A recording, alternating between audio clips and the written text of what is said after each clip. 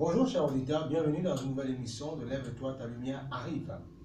Aujourd'hui, nous allons parler du principe de la soumission, du respect des autorités en place, parce que le fait de respecter en fait ceux qui nous conduisent ou ceux qui sont élevés en dignité, en autorité, ça nous accorde une faveur et ça anticipe justement ce qui va se passer pour notre futur. Amen. Donc on va prendre 1 Thessaloniciens 5, verset 12. Les apôtres disent ceci: nous vous demandons, frères et sœurs, de reconnaître ceux qui travaillent parmi vous et qui vous dirigent dans le Seigneur et qui vous avertissent. Ayez beaucoup d'estime et d'amour pour eux à cause de leur travail. Soyez en paix entre vous. Voilà. Nous vous y invitons, plus bas il dit, à avertir ceux qui vivent dans le désordre, dans le péché et le dérèglement, et réconforter ceux qui sont abattus, soutenez les faibles, faites preuve de patience envers tous. Veillez à ce que personne ne rende à autrui le mal pour le mal, mais recherchez toujours le bien. Et on voit aussi dans le 54, où le Seigneur Jésus qui allait au temple enseignait justement, même parfois les maîtres de la loi, il n'avait que 12 ans, et la Bible nous dit que les gens étaient frappés par son intelligence, donc dans le Luc chapitre 2. Mais ce qui nous frappe, c'est qu'en même temps, il avait reçu cette onction de Dieu parce qu'il était la parole de Dieu fait chair, mais la Bible nous dit qu'il était soumis à ses parents. La Bible dit, étant soumis à ses parents, dans Luc 2, verset 54, étant soumis à ses parents, on dit que l'enfant grandissait en sagesse, en taille, en connaissance, en tout ce que vous voulez. Mais on voit qu'il était soumis.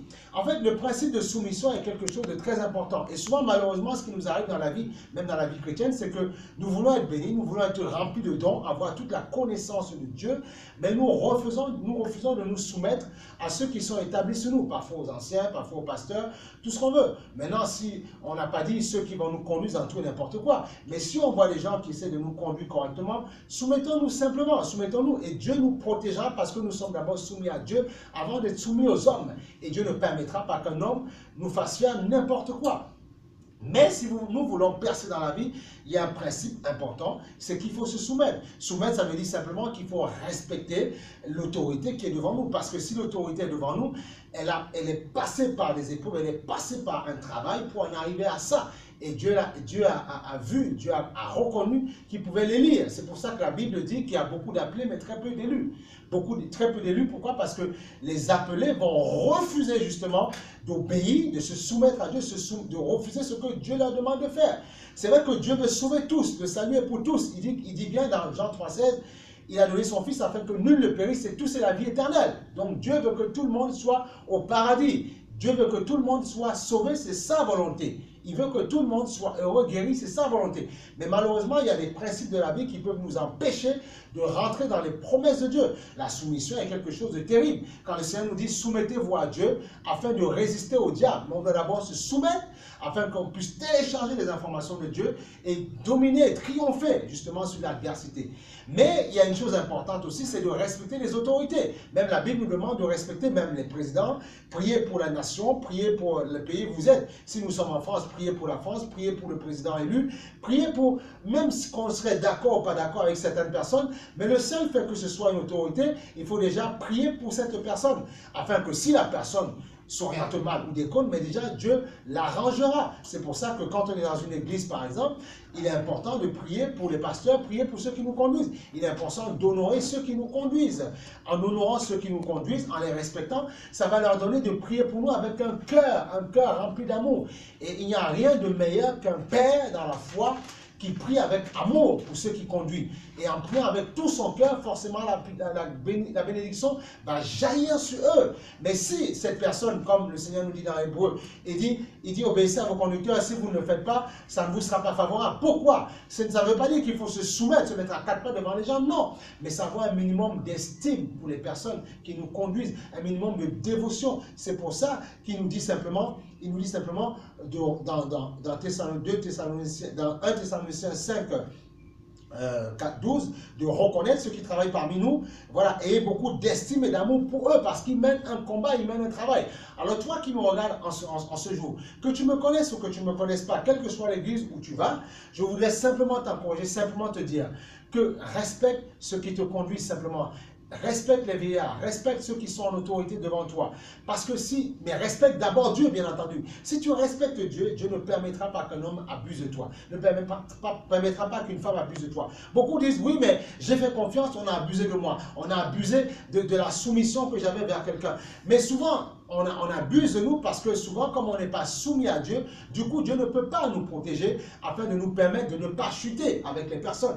Mais si nous nous accrochons à Dieu, en tout temps, je sais une chose, Dieu nous gardera. Mais c'est important parce que Dieu est un Dieu d'ordre. Même dans le livre de Corinthiens, il dit que Dieu est un Dieu d'ordre. Il dit bien que si un a une prophétie, qu'il attend l'autre avant de prophétiser. Parce que l'esprit des prophètes est soumis aux prophètes. Parce que Dieu est un Dieu d'ordre.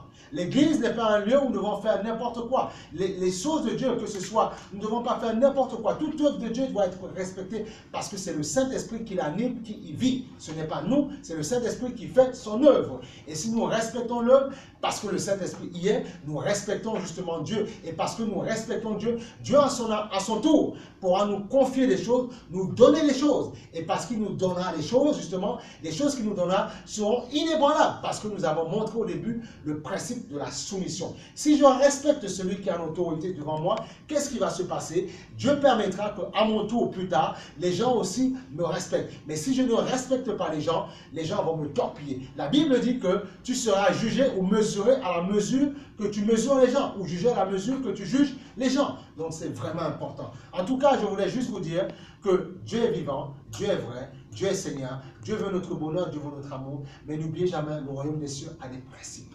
Même le Seigneur Jésus, qui avait toute la puissance, a dû s'agenouiller devant, a dû faire allégeance, limite, devant Jean-Baptiste pour qu'il prenne son baptême. Jean-Baptiste ne voulait pas justement qu'il le baptise. Jean-Baptiste ne voulait pas baptiser Jésus. Mais Jésus a insisté parce qu'il a dit c'est comme ça qu'on fait dans notre royaume. On se soumet les uns les autres. En se soumettant, Dieu nous élève. Donc, n'oubliez pas, soumettez-vous, respectez ceux qui vous dirigent dans la foi, soumettez-vous à ça et vous verrez la grandeur de Dieu. Même dans vos mariages, même dans vos foyers, femme, respecte ton mari et ton mari t'aimera de tout son cœur. Enfant, respecte tes parents et tes parents t'aimeront de tout ton cœur et tu pourras fleurir. Et on parlera de toi, enfant intelligent, comme le Seigneur Jésus qui a été justement, qui a grandi en intelligence, en sagesse, parce qu'il était soumis à ses parents, alors qu'il était la parole de Dieu faite chair, alors qu'il était né du Saint-Esprit. Mais la Bible dit qu'il était soumis, obéissant à Marie et à Joseph, son père adoptif. Et il a voulu montrer aux hommes l'exemple à suivre pour triompher. Si vous ne vous soumettez pas, si vous ne vous humiliez pas devant les gens qui sont élevés sur vous, qu'est-ce qui va se passer? Le diable pourra vous dominer. Parce que le diable n'aime pas la soumission, le diable aime la rébellion. N'oubliez jamais ça. Le diable aime la rébellion, c'est pour ça que Dieu l'a chuté, parce qu'il ne s'est pas soumis. C'est pour ça que, quelles que soient les œuvres chrétiennes qui marchent correctement, les œuvres de Dieu, respectez ses œuvres, priez pour ses œuvres. Si vous voyez des choses qui ne sont pas parfaites, priez parce que nul n'est parfait. Mais tant que les gens ne pêchent pas, ne couchent pas, ne découchent pas, ne volent pas l'argent, priez, bénissez Dieu simplement. Parce que qui est parfait?